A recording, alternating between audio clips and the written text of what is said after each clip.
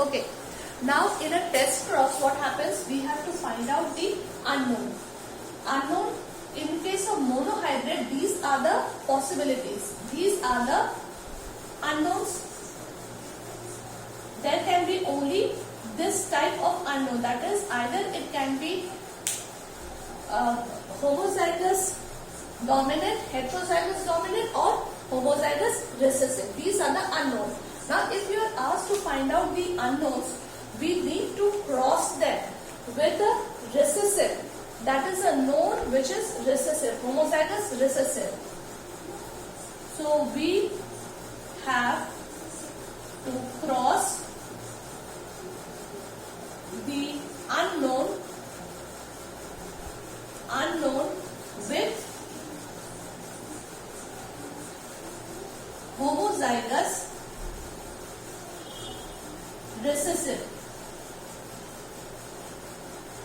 So what are the three options we can have? We can have only that TT is crossed with TT. This is the first case.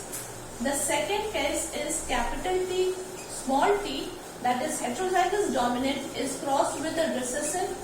And in the third case, we have to cross two recessive characters. So what happens from here? We will get the gamete will be it's capital T and small t. This is the gamete. All the gametes will be like this. Now on selfing them, capital T is crossed with capital T. So this is the gamete, this is the parents, and this is the F1 selfing.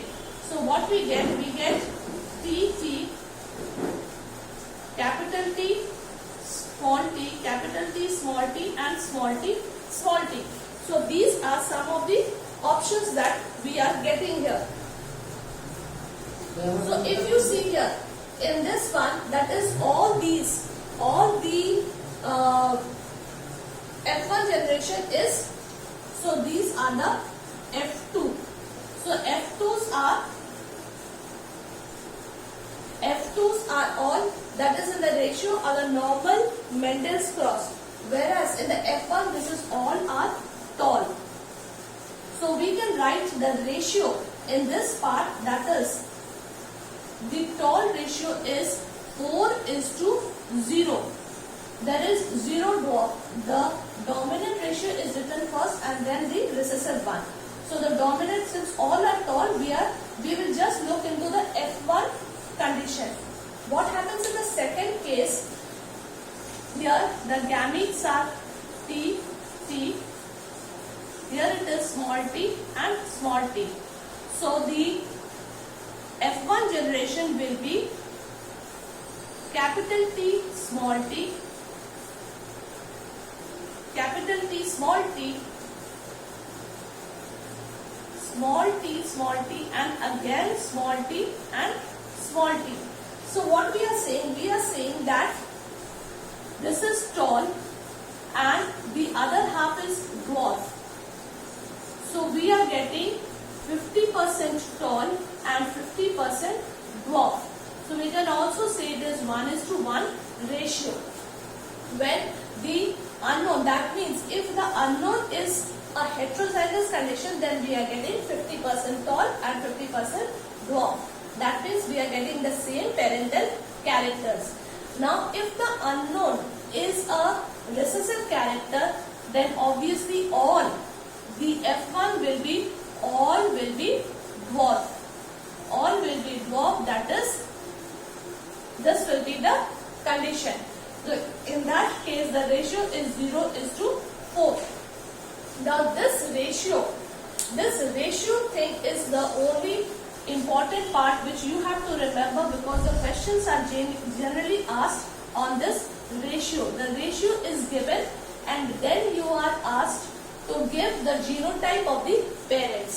So in that case, as you have done some questions I have already given you, it is the same questions, but and there the name of the cross is often asked. If you are crossing it with a homozygous recessive, this is what we have to do, and these are the unknown ones. This was an unknown this is the unknown and this is the unknown. The question is generally asked, what is the genotype if on crossing we get the ratio is 0:4, then the unknown will be a homozygous recessive, because in all the cases we are crossing them with recessive only. So if the ratio is given as 4:0 and the unknown is asked, then the unknown will be a homozygous dominant.